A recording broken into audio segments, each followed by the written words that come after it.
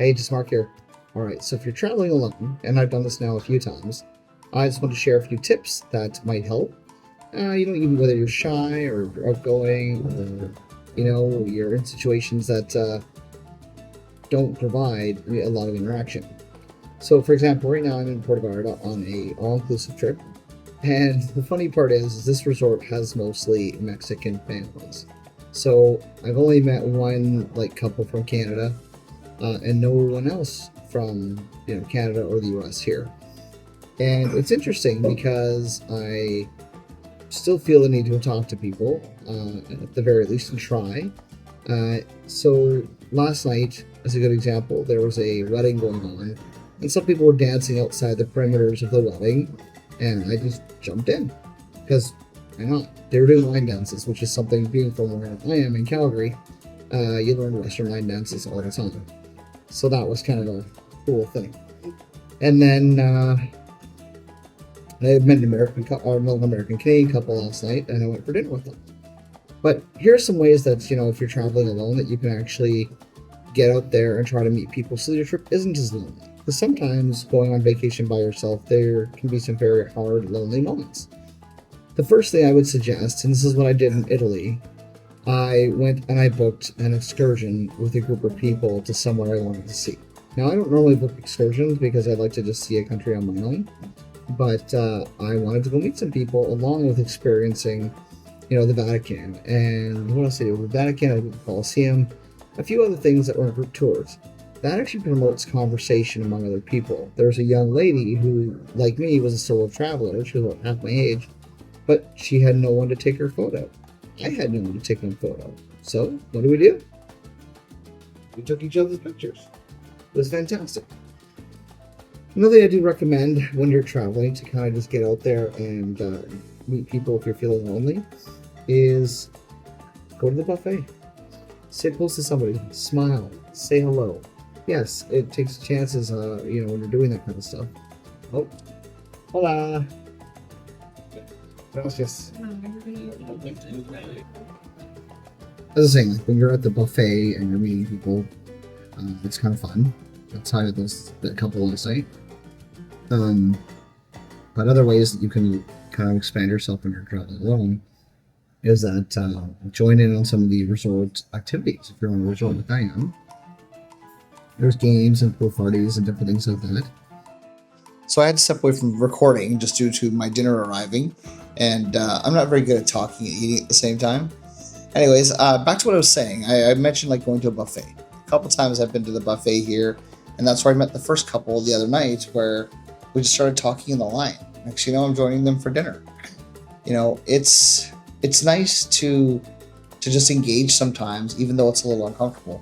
I ended up chatting with that couple for a couple of hours after dinner that night. We sat by the pool, found a nice chair, we hung out, I got to know them a bit. Sadly, though, they left the next day, so there went my newfound friends. Other things you can do when you're traveling and you're kind of feeling a little bit lonely or unsure about whether to meet people is honestly just smile at people when you're walking through the towns or the tourist areas.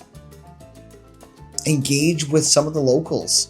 I've found so far here in Puerto Vallarta, even saying a kind hello to the artists on the street and some of the people trying to sell their wares. Same thing, right? Most of them are nice when you say no, but sometimes say, hey, how are you? And hey, do you paint this or did you make this? And ask them about themselves.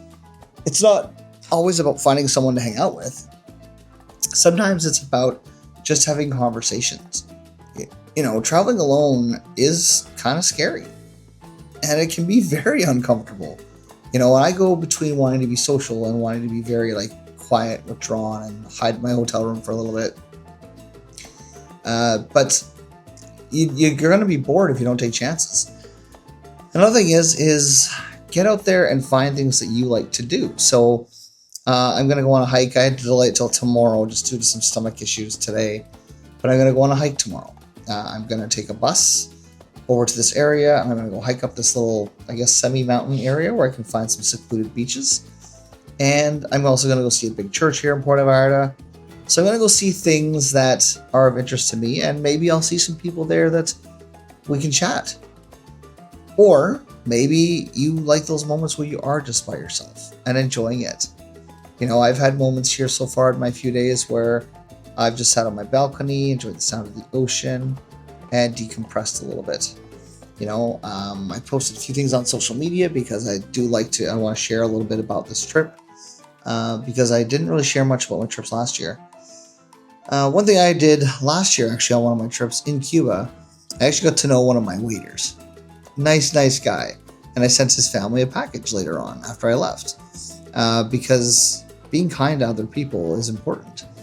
After my dinner last night, actually, I met my first American here on the resort.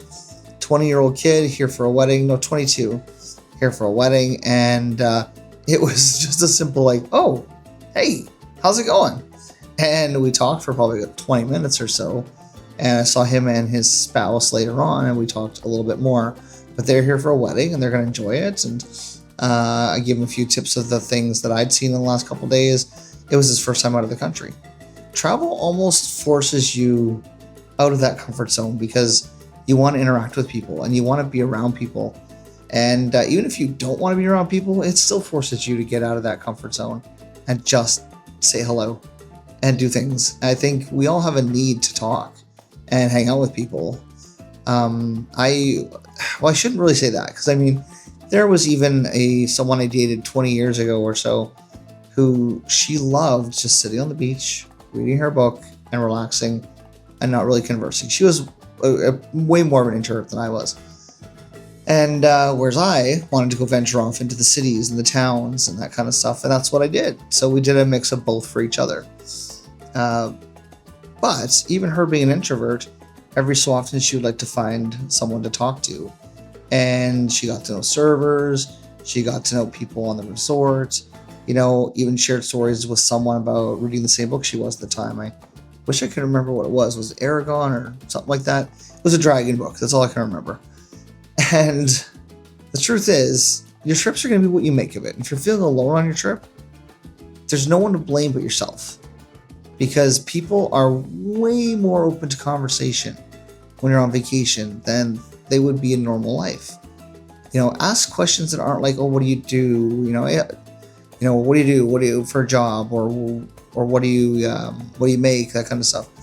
Start going on the questions of, hey, what are you enjoying on the vacation so far? What makes you happy? Got any tips or recommendations? These are things that people love to talk about. I find on vacation, I rarely get questions about what I do for a living or how many, I don't know, just very impersonal questions. Most of the questions that I've been asked since I've been on vacation, and most vacations, are, oh, what makes you happy? What do you enjoy? What do you like about this country? Talk to the locals. They'll ask you what you like about their country. Tell them what you like about the country. At the end of the day, your vacation is going to be what you make of it. And if you're alone and you're miserable, do something about it. Because there's plenty of things to do, plenty of things to see. Join in activities at the pool. Every resort, if you're on an all-inclusive like I am, has activities daily. Just do something. Because doing nothing, I guess if that's your cup of tea, go ahead. But if you're miserable, that's no way to enjoy a vacation. Anyways, there's just a couple things. I don't really have lists. I just kind of speak off the top of my head. But if you're going on vacation this year, tell me where you're going. Love to hear about it. Comment down below. And tell me what you would do to get involved and talk to people on vacation. Anyways, cheers. See you on the next one.